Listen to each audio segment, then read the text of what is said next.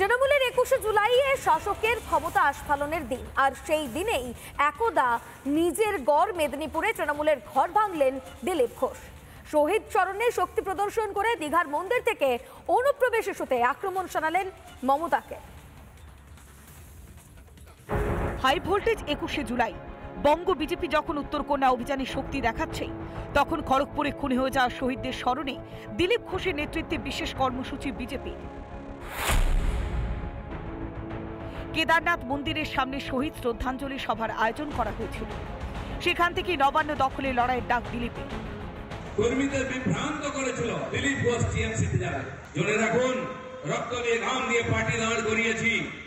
যতক্ষণ না নবান্নে ভারতীয় জনতা পার্টির নেতা বসেছে, এই লড়াই চলবে। একই সঙ্গে ২১শে জুলাই এক হাত নেওয়া হয়েছে মমতাকে। যে জগন্নাথ মন্দির দর্শন নিয়ে বিতর্ক তৈরি হয়েছিল, তা নিয়ে তৃণমূল নেত্রীকে নিশানা করেছেন প্রাক্তন রাজ্য বিজেপির সভাপতি। জগন্নাথ মন্দির তৈরি করলে কে হিন্দু হয় না?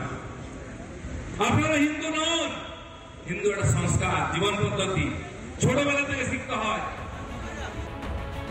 অনুপ্রবেশ ঠেকাতে যোগী সরকারের মতো বুলডোজার দেওয়াই শোনা গেল দিলীপের গলায়। যদি বাংলাদেশিদের বাঁচাবার চেষ্টা করে, বাংলাদেশের বাড়িতেও বুলডোজার চলবে, ওই নেতার বাড়িতেও বুলডোজার চলবে, দুটোকে বান্ডিল করে বাংলাদেশে পাঠানো। বাঙালি অস্মিতা নিয়ে সরব মুখ্যমন্ত্রী মমতা বন্দ্যোপাধ্যায়। অন্যদিকে কড়া নিশানা দিলীপ ঘোষের।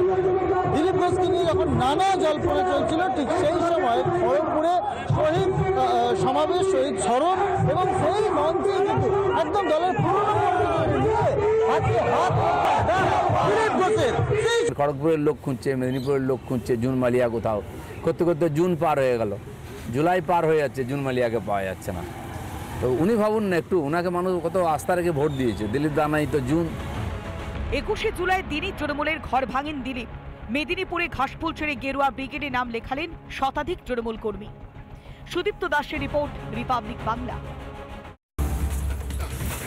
নজর রাখবো দক্ষিণ দিনাজপুরের দিকে। ফের শুট আউট দক্ষিণ দিনাজপুরে। ব্যবসায়ীকে লক্ষ্য করে গুলি, জখম ব্যবসায়ী মালদহ মেডিকেল কলেজ হাসপাতালে চিকিৎসাধীন।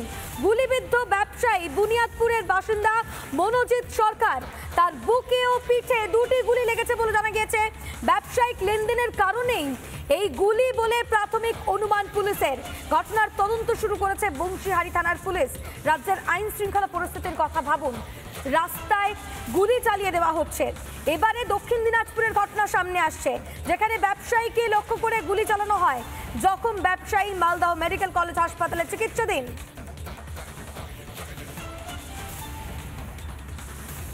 দশটা মেয়েকে ফোন করতে বললাম, মেয়ে ফোন করলো, তখন ফোনটা ও ধরেনি, অন্য কেউ ধরে পাশে একদিন ধরে বললো মাকে দাও। তখন ও মাকে দেওয়ার পর আমাকে দিল, তখন বললো যে বৌদি দাদা গুলি লেগেছে, তুমি এখনই সঙ্গে সঙ্গে চলে আসো। কোথায় গুলি লেগেছে? একটা এখানে লেগেছে, এখানটা বেড়ে গেছে, আর একটা পিঠে। নানা ধরনের কন্টেন্ট দেখার জন্য লাইক করুন, শেয়ার করুন আমাদের ফেসবুক পেজ, সাবস্ক্রাইব করুন আমাদের ইউটিউব চ্যানেল। পাশাপাশি অন্যান্য ব্রেকিং নিউজের জন্য অবশ্যই চোখ রাখুন রিপাবলিক বাংলায়।